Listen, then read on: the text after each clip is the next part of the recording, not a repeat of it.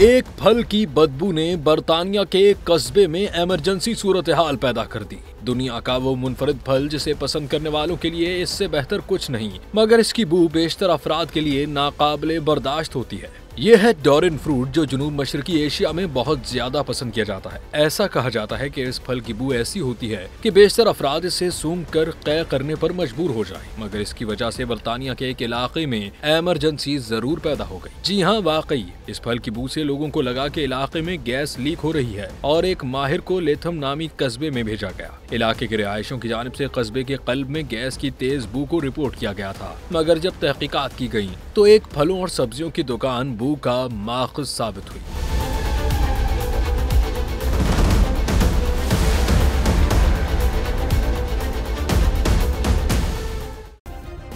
Subscribe करें और bell दबाएं ताकि कोई खबर रह न जाए।